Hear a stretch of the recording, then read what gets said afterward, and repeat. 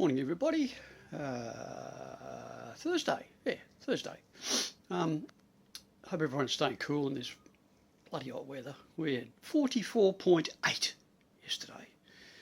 Didn't quite reach the 40, 45, but it was pretty damn warm.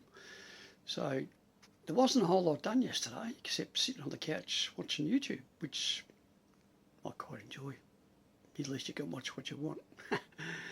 Anyway, over the last few days there's been some very vigorous debate, shall we say, on one of the JCO pages about three-way fridges. Yeah, most people know my thoughts on three-way fridges. They're a dinosaur and they don't work very well in the humid weather. We ditched ours many years ago for a compressor fridge. And then people say, oh yeah, but you need extra 12 volt capacity to be able to run them. That's true, you do, but if you're careful, you can do it. We have a pretty good sized 12 volt battery system, which is charged through solar and also DC-DC charging whilst running, and 240 volt charging when we're shore power. So for us, it's not really a problem. They are much better fridge. If anyone that likes a cold beer, can't go far past a compressor fridge. You can buy replacements for your Dinosaur fridges, and they usually just slip straight in. They're pretty close to the right size, so that's good. Anyway, today's little story was talking about 308 dinosaurs and running them on gas. And one gas so-called expert said that you have to remove the vent cover off the outside to run them. Well, I've never ever heard of that, and if you have heard of it, let me know. I mentioned to him that that's not exactly correct, and he was adamant. So I went to Thetford's page online, looked up switching over to LPG gas on a three-way fridge, and guess what? Not a mention, which I kindly let the fella know, and he hasn't been back. Obviously, he's a dickhead. Anyways, but there is something that you really should be aware of, and if you are using a Dinosaur fridge, just be aware of this little fact. I have a spare one. I don't know where I got it from. Probably someone gave it to me. Anyway, it's in great condition and it's got all the bits and pieces. It's got the flue, but it hasn't got the cover for the outside. So this one, I would say it's been used, but maybe not. A bit hard to tell. And it's in pretty good condition. But notice how the exhaust pipe is down as low as possible, which is a good thing because heat does come out of here. I mean, you are burning LPG to run your fridge on LPG gas. So, and I'll take you and show you mine that's on my van, and we'll have a look why you probably should have a bit of a look every so often. So here we have my top vent. Obviously there's a bottom vent as well. That's where the air gets sucked in, and this is where the air gets pushed out. Hot air rises, as they say. Anyway, this is pretty standard. You can see mine's got a cover on it, but you can pull that cover off, obviously, and I will do that right now just to show you what's going on.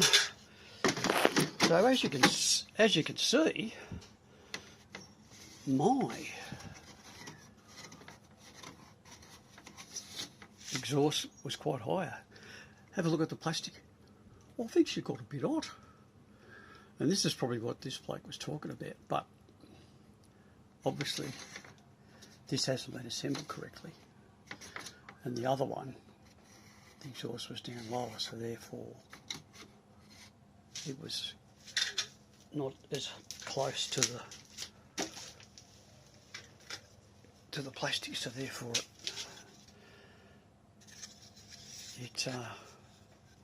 it didn't vent quite as well. Anyway, here's the the cover, and as you can see, it's got a vent top and bottom. So it's going to pull. It's obviously pull the air from one side and then out the top. But I think because that exhaust was so close to there, it's actually heated up.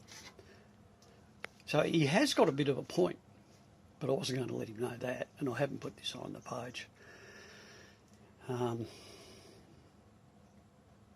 Quite a few other people jumped online and agreed with me that they've never ever taken it off. And I had one fella say, "Oh, I take it off and then I tie it to my winch handle." Well, that's no good because I've got a jacker, no winch handle.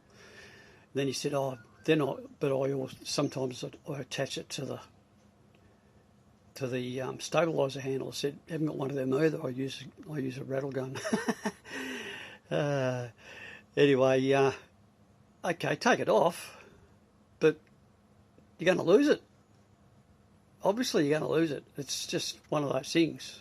So, if you're going to take it off, I would attach a piece of stainless steel wire to it and just let it hang.